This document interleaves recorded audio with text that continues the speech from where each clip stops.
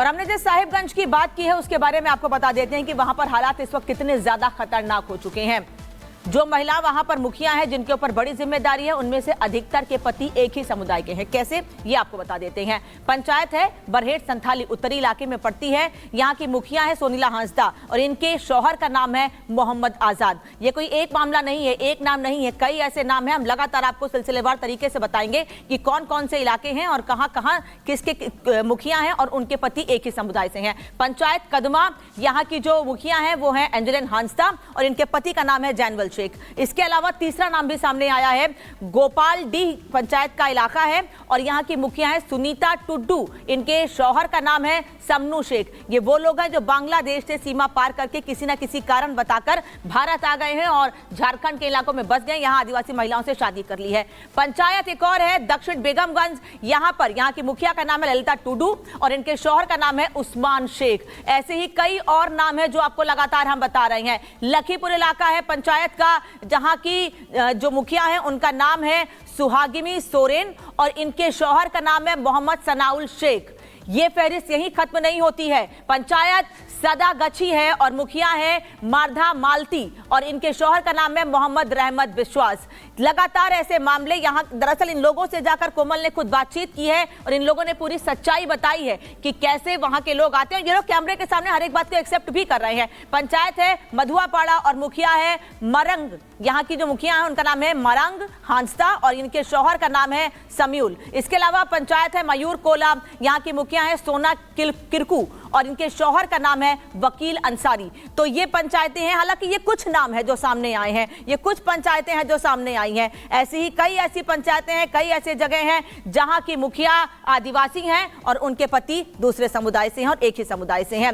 अब एक सवाल यह है कि सीएनटी एक्ट के चलते जब भोले भाले आदिवासियों को जमीन की खरीद बिक्री पर बैन लगा दिया गया तो आदिवासियों की जमीनें हाथ से निकल कैसे रही हैं, यह सबसे बड़ा सवाल है।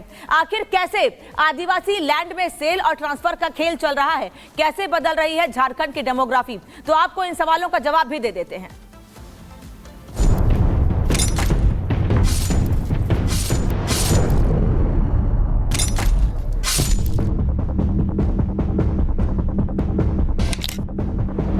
झारखंड के भोले भाले आदिवासियों की जमीन को संरक्षित के लिए दो कानून लागू किए गए थे। पहला छोटा नागपुर टेनेंसी एक्ट यानी कि सीएनटी और दूसरा संथाल परगना टेनेंसी एक्ट यानी एसपीटी एक्ट। इन कानूनों के तहत आदिवासियों की जमीन की खरीद बिक्री नहीं की जा सकती। आदिवासी चाहे तो वो अपनी जमीन गैर आदिवासियों को लीज पर दे सकते हैं, लेकिन लीज की मियाद 4 साल 11 महीने से ज्यादा की नहीं हो सकती। और तो और लीज के नवीनीकरण के लिए भी मौजूदा कानून में कोई प्रावधान नहीं है। बावजूद इसके झारखंड के कई इलाके में लैंड जिहाद चल रहा है, आदिवासियों को प्रेम जाल में फंसाकर उनसे और आज हम आपको जिस खतरे से आगाह कर रहे हैं वो झारखंड सरकार और वहां के सिस्टम को मुंह चढ़ा रही है। बीजेपी के नेता लंबे समय से यह दावा कर रहे हैं कि राज्य की डेमोग्राफी बदल रही है, लेकिन झारखंड की सरकार है कि सच्चाई मानने से इनकार करती रही है। मगर सच्चाई क्या है? क्या वाकई आदिवासी पहचान रखने वाले झारखंड की डेमोग्राफी बदल रही है? कौन सा समुदाय इसके लिए जिम्मेदार है? इस खास रिपोर्ट में देखिए, सुपर एक्सक्लूसिव रिपोर्ट कोमल की, जो वहां पर गई, वहां की सच्चाई और पूरी तस्वीर हमारे सामने रख दी।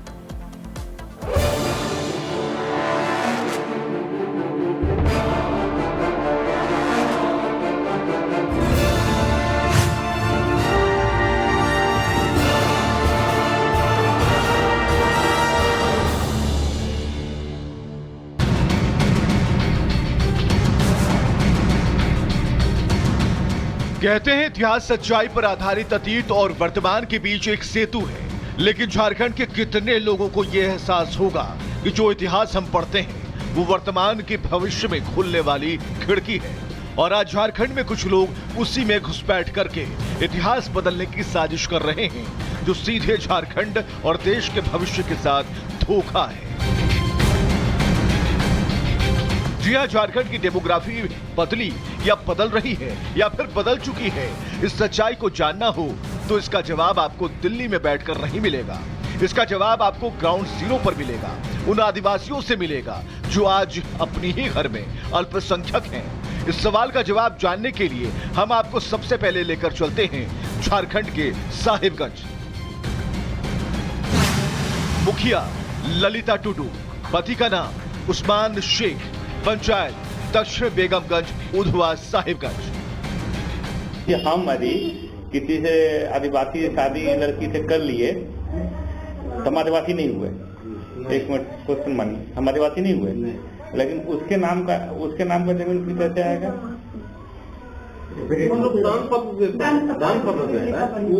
तो कौन पैसा लेगा, कौन लिखा पढ़ी करता है? यार जमीन बेचने जाएगा इसका भाई लोग, हाँ हमसे बेचेगा जमीन तो रजिस्टर तो नहीं ना होगा।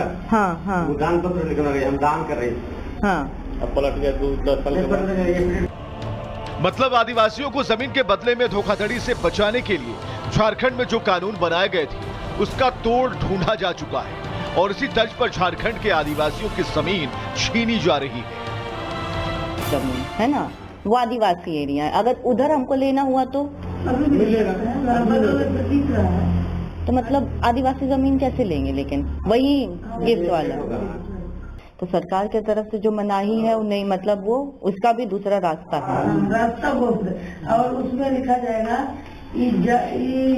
जमीन देने के बाद में जमींदार को इसका जमीन में दखल कितना भी हम आपको दिए, हाँ मेरा डॉक्टरी खर्चा था, ये नहीं हो पाया, इतना दे दिए, पैसा इतना दिए हैं आपको, जमीन का कोई मेरा अधिकार नहीं। ये समझना मुश्किल नहीं कि झारखंड में लागू सीएनटी एक्ट के चलते कोई भी गैर आदिवासी आदिवासियों की जमीन नहीं ले सकता, लेकिन कानून देखता रह गया और घुसपैठियों ने ऐसा रास्ता निकाला कि अब आदिवासी लैंड के मालिक मुख्तार बदल गए।